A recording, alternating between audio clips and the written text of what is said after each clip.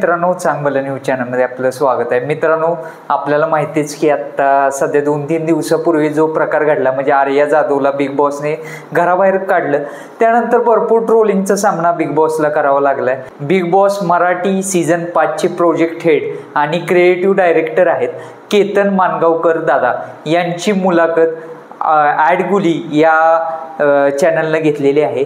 तर नेमके त्यांच्या आर्टिकलमध्ये केतन मानगावकर काय म्हणाले ते आपण या व्हिडिओमध्ये पाहणार आहोत। बिग बॉस मधल्या आतल्या गोष्टी पण बऱ्याचशा सांगितलेल्या आहेत आणि कशा पद्धतीने सर्व स्पर्धक निवडले जातात आणि आतली संपूर्ण प्रोसेस कशा पद्धतीने असते ते आपण या व्हिडिओमध्ये पाहणार आहोत। शेवट पण नक्की बघा। बॉस मराठीचा 5वा सीझन 28 जुलै रोजी नवीन होस्ट रितेश देशमुख दादा यांच्यासोबत सुरू झाला।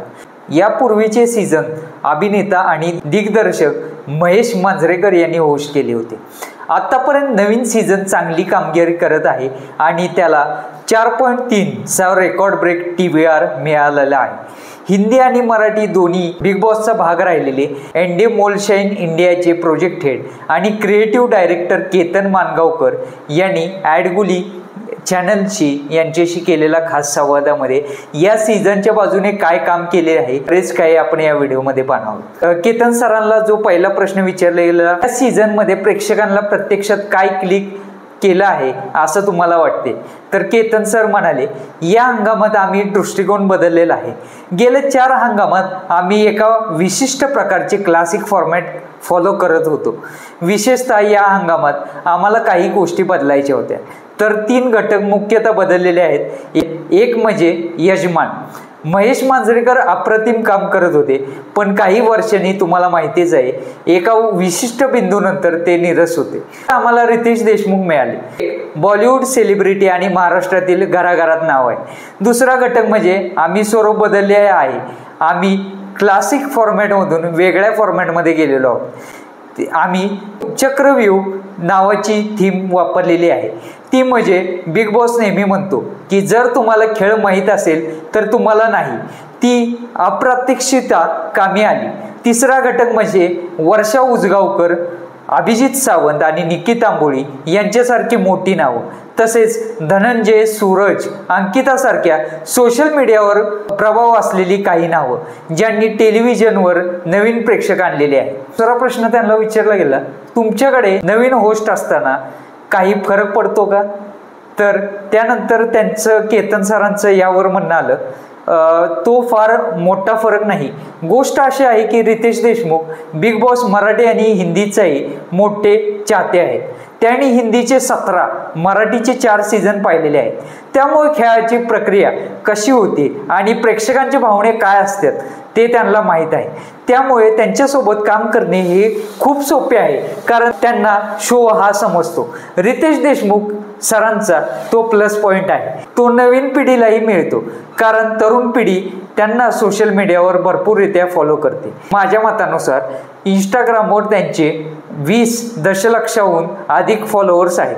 अशा प्रकारे नवीन प्रेक्षकांपर्यंत पोहोचण्यात ते देखील एक मोठे घटक आहेत, कारण सध्या तरुण पिढी TV पाहत नाही, ते सध्या मोबाईलवर पाहत आहेत आणि नेटफ्लिक्स वगैरेसाठी जात आहेत आणि इंस्टाग्रामचा तर भरपूर जमाना आला, त्यामुळे त्यांना पुन्हा TVवर आणण्यात किंवा मराठी TVवर परत येण्यात रितेश दादांची महत्त्वाची भूमिका असते।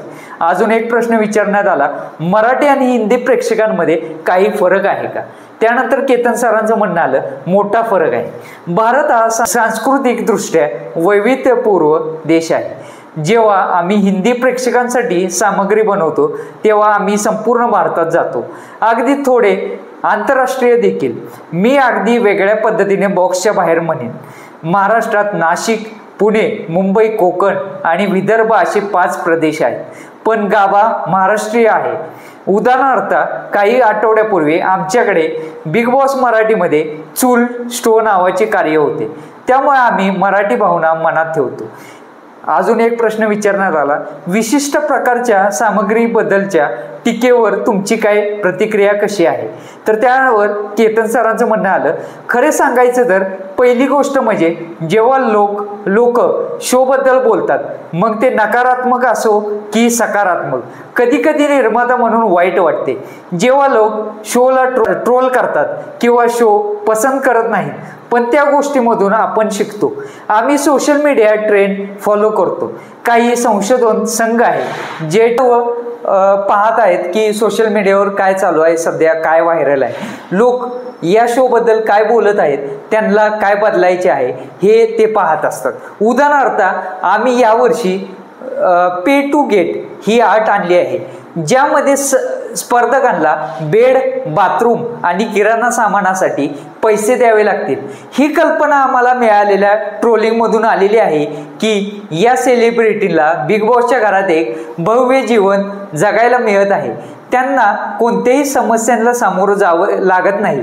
अशा प्रकारे यावर्षी आम्ही ठरवलं की सहभागांना ही सहल होणार नाही आणि त्यांना राहण्यासाठी पैसे द्यावे लागतील, प्रत्येक गोष्टीसाठी पैसे द्यावे लागतील. जर सोशल मीडिया ट्रोलिंग आपल्याला स्वतःला सुधारण्यास मदत करते. आम्ही शोमध्ये कधी कधी गोष्टी गरम होताना पाहिलेल्या आहेत आणि स्पर्धक एकमेकाशी भांडणं देखील करतात. तुम्ही ते कसं व्यवस्थापित करता? तर त्यावर केतन सरांचं म्हणणं आलं, असे अनेक वेळा घडलेले आहे जेव्हा स्पर्धक शारीरिक मारामारीत सामील झालेले आहेत किंवा खूप आक्रमक झालेले आहेत. फॉर्मॅट म्हणून आमच्याकडे काही मर्यादा आहेत. जर त्यांनी ती सीमा ओलांडली हस्तक्षेप करून त्यांना थांबवले. जेव्हा आम्ही परिस्थिती नियंत्रणाबाहेर जात असल्याचे पाहतो तेव्हा आम्ही भांडणात सहभागी असणाऱ्या लोकांना वेगळे वेगळे करतो आणि त्यांना थंड करण्यासाठी घराच्या वेगळ्या वेगळ्या भागात पाठवतो. स्पर्धकांना हे देखील समजते की सहकारी स्पर्धकाला मारल्याने त्यांना शोमधून बाहेर काढले जाईल. हा शो कौटुंबिकरित्या पाहण्यासाठी योग्य आहेत याची तुम्ही खात्री कशी करता, हा प्रश्न विचारला गेला. त्यावर केतन सरांचं म्हणणं आलं, जसे चित्रपटासाठी सेन्सर बोर्ड आहे तसेच TV साठी काही पद्धती आहेत ज्याचे पालन केले पाहिजे. मराठी लोक खूप संस्कृती प्रधान आहेत. मी असे म्हणणार नाही की ते पुराण मतवादी आहेत, परंतु ते त्यांच्या संस्कृतीचा आदर करतात आणि त्यांना माहीत आहे की त्यांचे कुटुंब आणि मित्र देखील शो पाहत आहेत. सर्व सेलिब्रिटी स्पर्धकांना याची जाणीव आहे, म्हणून ते स्वतःही ही मर्यादा ओलांडत नाही. उदाहरणार्थ शोमध्ये स्पर्धकांनी नातेसंबंध जोडणे किंवा जवळीक साधणे यासारख्या गोष्टी तुम्हाला दिसणार नाहीत. त्यामुळे त्याबाबत काही विशेष खबरदारी घेण्याची गरज नाही, कारण असे काही घडत नाही. अजून एक प्रश्न विचारण्यात आला, बिग बॉसच्या घरात तुम्ही कोणत्याही संकटाची परिस्थिती कशी हाताळता? त्यावर केतन सर म्हणाले, सकाळी 8 ते रात्री झोपेपर्यंत मी तिथे हजर असतो, त्यामुळे मी प्रत्येक क्षणावर लक्ष ठेवण्यात सक्षम आहे.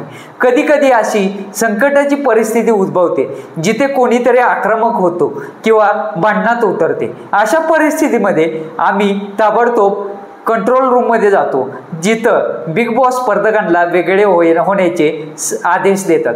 काही एपिसोड मागे एक स्पर्धक अरबाज पटेल खूप आक्रमक झाला आणि त्याने खुर्ची तोडली.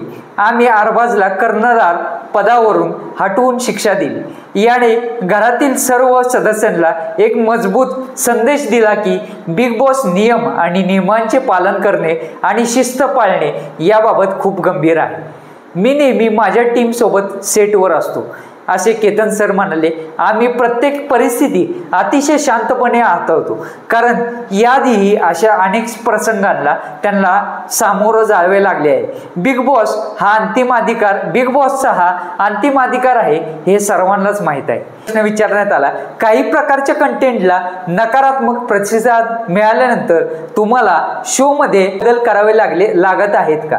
तर यावर केतन सर म्हणाले, या हंगामात तर नाही, या हंगामात खूप छान आकार आलेला आहे. आम्ही एका विशिष्ट TVRवर सुरुवात केली आणि आता आम्ही आमच्या विशिष्ट TVRवर पोहोचलेलो आहोत आणि आम्ही अजूनही वाढत आहोत. त्यामुळे या हंगामात मला माझा प्लॅन बदलावा लागणार नाही. तुम्हाला माहिती आहे की हा शो स्क्रिप्टेड नाही, त्यामुळे कधी कधी स्पर्धक खूप वेगळ्या पद्धतीने वागतात. अशा वेळेस मला त्याप्रमाणे कामे आणि माझी प्लॅन प्लॅन्स बदलावे लागतात. लोक त्याला सकारात्मक प्रतिसाद देत नाही किंवा लोकांना ते आवडत नाही म्हणून नाही. हा शो मनोरंजक बनवण्यासाठी आहे. उदाहरणार्थ 2 आठवड्यापूर्वी स्त्री 2 आणि मुंजासारख्या हॉरर कॉमेडी चित्रपटांचे प्रचंड यश लक्षात घेऊन आमच्याकडे एक भयपट थीम होती आणि ती थीम आम्ही वापरली. म्हणून मी शोमध्ये अशा प्रकारचे घटक समाविष्ट करण्याचा प्रयत्न करतो जेणेकरून लोक त्याच्याशी संबंधित असतील. अशा प्रकारचे बदल आपण करतो, पण प्रेक्षकांना ते आवडत नाहीत म्हणून नाही. मागील सीझनमध्ये मागच्या सीझनमध्ये लोकांना एखादे फिजिकल टास्क आवडले नाही म्हणून आम्ही ते टास्क बदलले. परंतु या सीझनमध्ये आम्ही असे कोणतेही बदल केलेले नाहीत. तर मित्रांनो, केतन मानगावकर जे प्रोजेक्ट हेड आहेत बिग बॉस मराठी सीझन 5चे, तर त्यांनी या प्रकारची मुलाखत त्या आर्टिकलला दिलेली. तर व्हिडिओ कसा वाटला नक्कीच कमेंट करून सांगा आणि व्हिडिओ आवडल्यास लाईक करा आणि आपल्या मित्रांपर्यंत शेअर नक्की करा आणि चॅनलला नवीन असेल तर सबस्क्राईब करायला विसरू नका. धन्यवाद.